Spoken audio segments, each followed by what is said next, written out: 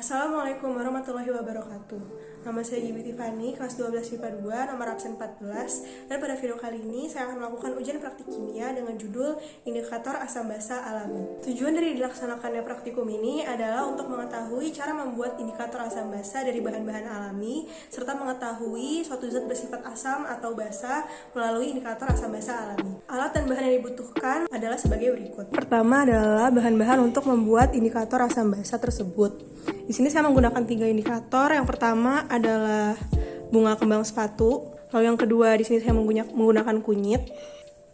Lalu yang terakhir saya menggunakan bayam merah. Nanti yang dipakai adalah bagian daunnya. Selanjutnya kita juga membutuhkan larutan yang akan kita uji keasaman atau kebasaannya. Pertama di sini ada cuka. Lalu yang kedua ada air biasa. Di sini saya menggunakan air keran. Lalu yang ketiga ada air sabun. Di sini saya menggunakan campuran air dengan sabun cair. Lalu yang terakhir kita juga membutuhkan larutan lain. Di sini saya menggunakan karbol atau pembersih lantai. Lalu selanjutnya alat yang kita butuhkan pertama adalah wadah-wadah kecil seperti ini.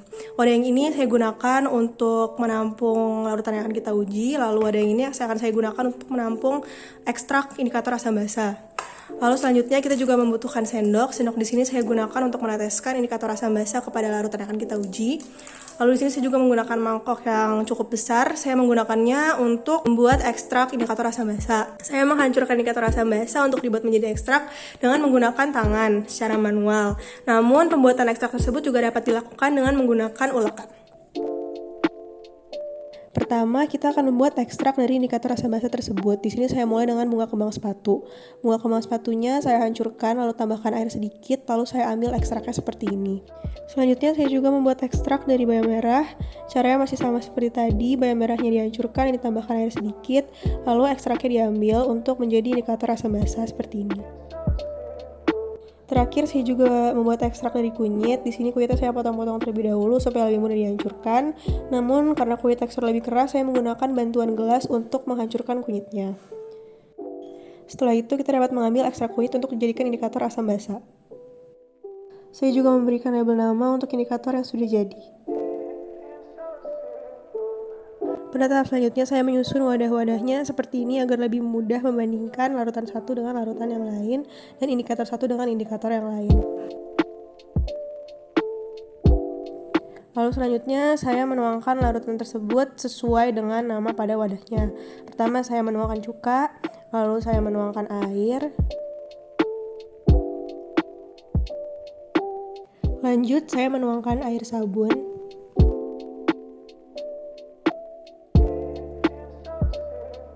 Lalu yang terakhir saya menuangkan karbol atau pembersih lantai.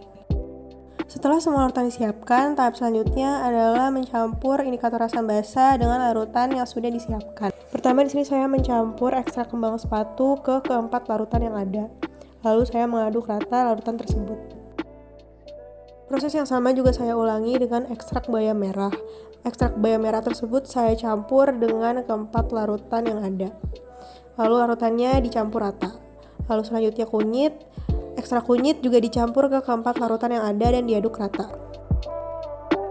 Setelah kita meneteskan larutan-larutan yang ingin kita uji asam basanya seperti cuka, air sabun dengan karbol, kita dapat melihat perubahan warna. Pertama, ekstrak kembang sepatu. Ekstrak kembang sepatu warna aslinya keunguan agak gelap. Lalu setelah diteteskan ke cuka, warnanya menjadi merah terang seperti ini. Setelah diteteskan ke air, warnanya tidak banyak mengalami perubahan. Setelah diteteskan ke sabun, warna sabunnya menjadi sedikit lebih gelap, yaitu keabu-abuan. Setelah diteteskan ke karbol yang tadinya berwarna kuning kejinggaan, sekarang menjadi warna hijau. Selanjutnya, ekstrak bayam merah. Ekstrak bayam merah warna aslinya seperti ini, ungu kemerahan sedikit. Lalu setelah ditetesi cuka, warna bayam merahnya tidak jauh berubah. Sama seperti air, warna bayam merah juga tidak banyak berubah. Setelah diteteskan ke air sabun, warnanya juga tidak banyak berubah, namun jika dilihat secara langsung, ini warnanya menjadi lebih gelap sedikit dibanding warna aslinya. Lalu setelah diteteskan ke karbol yang tadinya berwarna kuning kejinggaan, sekarang menjadi berwarna kecoklatan. Selanjutnya adalah ekstrak kunyit. Ekstrak kunyit warna aslinya kuning tua, seperti ini. Lalu setelah diteteskan ke cuka, warnanya tidak jauh berubah, namun jika dilihat secara langsung, ini warna kunyitnya menjadi lebih cerah. Selanjutnya, setelah diteteskan ke air, warnanya tidak jauh berubah, hampir sama persis. Setelah diteteskan ke air sabun, Warna kunyit tersebut berubah menjadi agak gelap sedikit, kuning tua agak kecoklatan sedikit. Lalu selanjutnya setelah ditetesin ke karbol yang tadi berwarna kuning kejinggaan sekarang menjadi warna merah tua seperti ini. Berikut adalah perbandingan seluruh larutan yang diuji asam basahnya dengan seluruh indikator yang digunakan.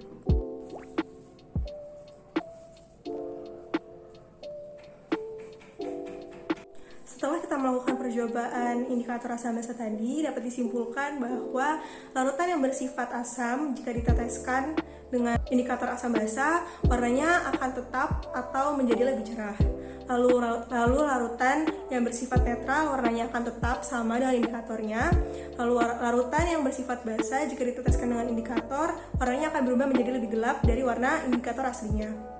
Kepada pembersih lantai yang saya gunakan atau karbol. Di sini larutan karbol berubah menjadi warna yang lebih tua, yang menandakan bahwa larutan tersebut adalah larutan basa. Begitu juga karbol ketika ditetesi indikator-indikator lainnya, warnanya menjadi lebih tua. Perubahan warna asam yang menjadi lebih terang dan perubahan warna basa yang menjadi lebih gelap ketika ditetesi indikator disebabkan karena pH mereka masing-masing.